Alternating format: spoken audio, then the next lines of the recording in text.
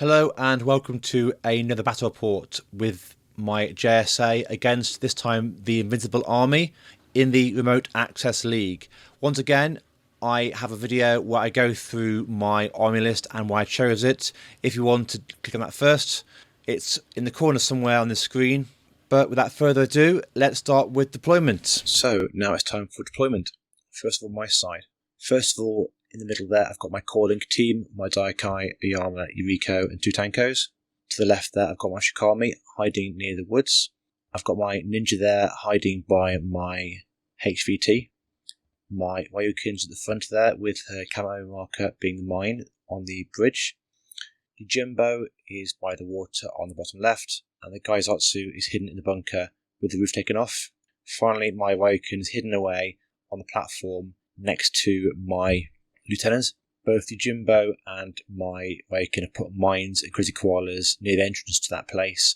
I know that Invisible Army can have a few drop troops, and I'm scared of one coming down last turn and plugging my lieutenant in the head.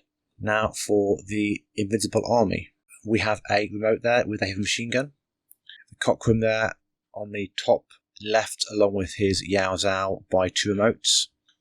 We have 2 more remotes there with combo rifles and flash pulsers. We have a couple of Zhangji there with hacking devices. We have a Shangji there with a heavy machine gun. Lai Gong hiding in the bunker along with his paramedic and his lieutenant. We've got a Rushi there with a Spitfire, and we've got also his missile launcher remote there waiting to cause my sides a lot of problems. Right, let's do this. JSA turn 1. First of all, my Shikami, feeling quite feisty, did a marvellous super jump, jumped over and took out his first HVT.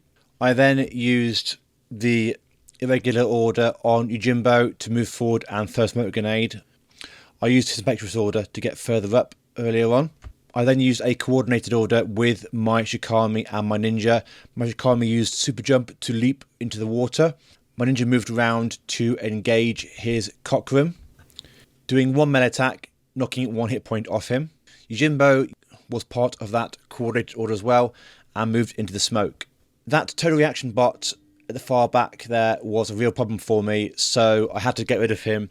My Tanko with a missile launcher, part of the Link team, fired a rocket. The first one didn't do much. The second one managed to take out the reaction bot. That was very helpful to me.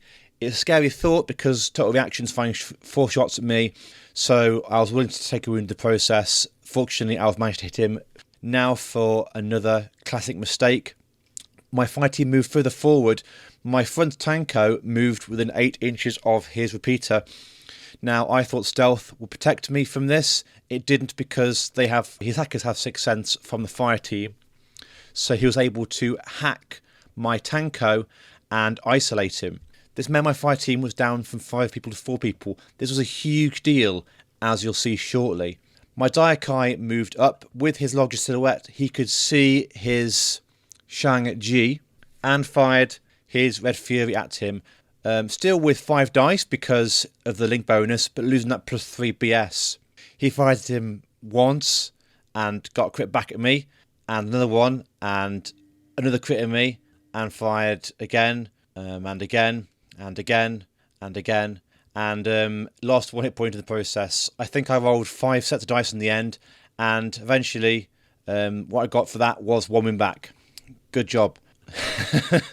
It wasn't ideal at all. Finally, the Daikai decided to just have a bit of a lie down, making sure he wasn't visible in my opponent's next turn.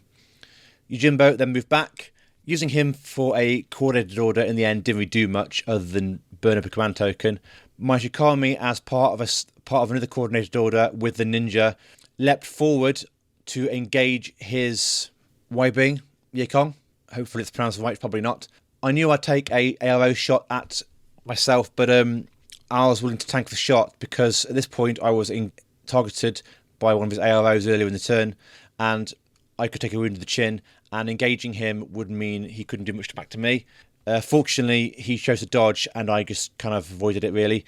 And my ninja managed to kill his Cockrum. Very useful because he was a real problem in terms of hacking ability, his ability to repair his remotes with his Yao Zhaos, and also he was, of course, a threat to my HVT. Okay, Invincible Army turn 1. First of all, his Wide-Wing Yekong dodged out the way of my Shikami, but my Shikami dodged back. Good old Shikami. His Rushi moved forward using its repeater to try and hack my Ryoken. Revealed himself, took a rocket shot, but it didn't do anything. It missed. Both of them missed each other. It then hacked my Daikai with his hacking team. First of all, isolating him and then targeting him. Then the rockets flew. Several rockets flew towards my fire team, doing a couple of wounds to my Daikai, eventually killing him. Ayama was able to dodge out of the way. This was pretty bad for me. The Daikai did basically nothing in this game at all. Fortunately, Ayama survived and dodged out of the way, which was something at least. Then another one of his Wide-Wing Yekongs moved up and around towards my other HVT. First of all, my Tanko, isolated and out the fire team, was able to use his Impetuous Order to move forward and engage his HVT, taking a melee attack against her. Unfortunately, she crit dodged out of the way, even though he hit her, of course. Crit dodge, of course, blocks that, so he didn't manage to hurt her. And in response, his ARO from his hacking team was able to immobilize him. I then moved round Yojimbo and threw a Crazy Koala in case he wanted to sneak around that side. First of all, I wanted to clear a path, so my Ryoken fired his rocket launcher at the Rushi, taking it out. Yuriko crawled towards my Tanko and was able to break his immobilize. The Tanko then used his irregular order to kill his HVT. Finally, my Shikami killed his Wide-Wing Yekong. I wasn't sure whether to kill it or not, because being engaged with that could be targeted by guided missiles, but I was also aware that I wanted to potentially use the Shikami next turn, and also any order gone from his order pool would have been a good thing, so I decided in the end to kill him, despite the fact this probably meant I was going to get a missile next turn. Now time for the Invincible Army turn 2. With his hacking team at the back, he was able to hack my HVT with a targeted. Fortunately, she passed her reset. Now, it would be very harsh for me to point out my poor luck without pointing out my opponents. He tried to hack a lot of times. He moved forward his Wide-Wing Yekong there and hacked her once, twice, thrice, 4 times, 5 times. Each time she reset. Eventually, he was able to target her. He threw order after order at her. It felt in some ways bad for him to do that. Then again, he rightly said he had to kill her, otherwise he'd be behind on VP and that'd be it, because he was the only person who could really get to the HVT.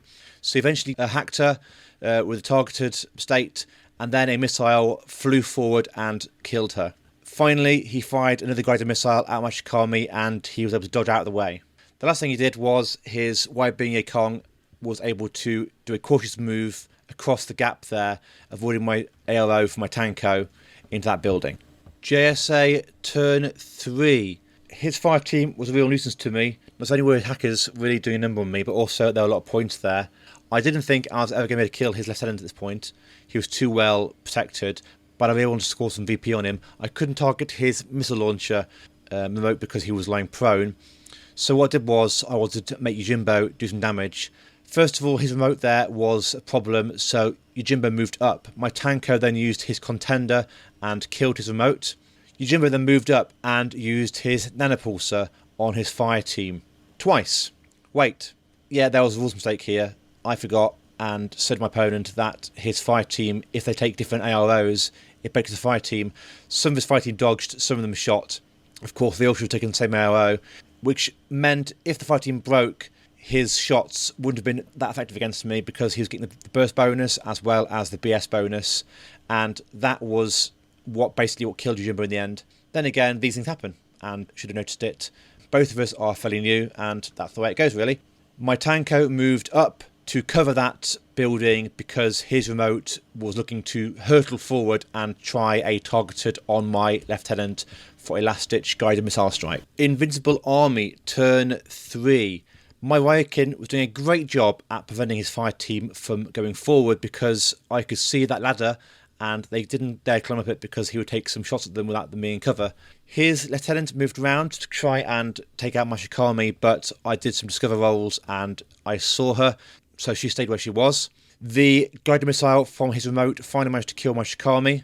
He moved his Shanji round and took out my Tanko, And that was that. Counting up points at the end, I had more HVTs. Looking at the army points, it worked out as being Invincible Army 5, JSA 4. It was very close. I thought I had the game in the bag, but it pulled ahead.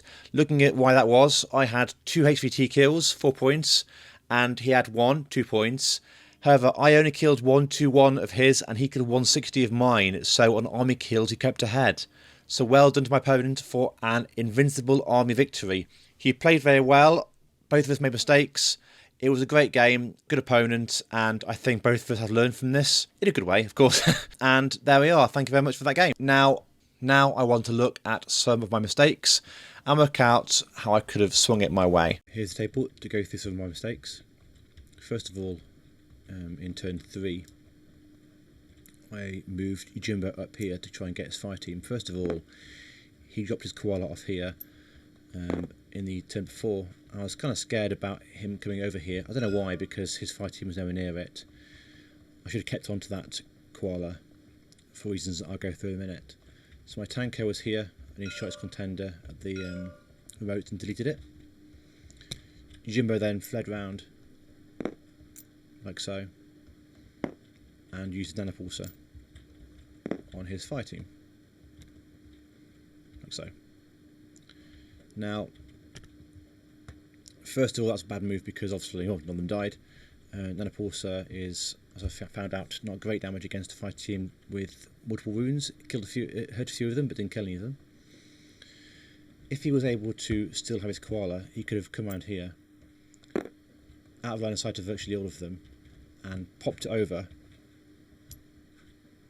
maybe here, or maybe out the way down here, and anyone who moved at all would have had a koala in their face.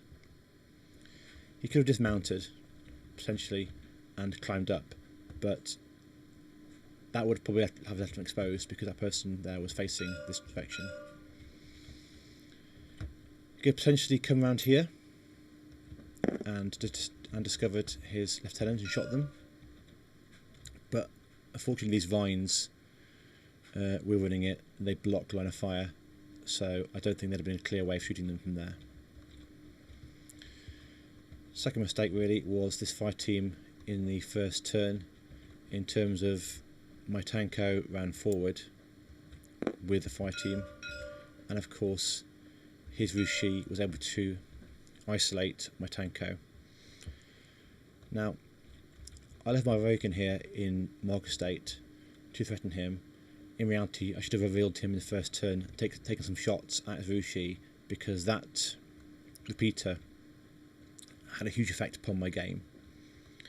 As it was, because my tanker was isolated, my Daikai was down a bonus to his BS with his Red Fury. Now, I threw a lot of dice at his Shang-Chi, as you've seen in the video, a lot of dice. Now, I do believe that you make your own luck, and I haven't run the numbers to see how likely it was, but he was +1 burst, and he did have effectively BS 16 against my BS of 13, which is certainly not great for me, and you want all the modifiers you can get, and in this case I didn't take them all because I sacrificed my tanko.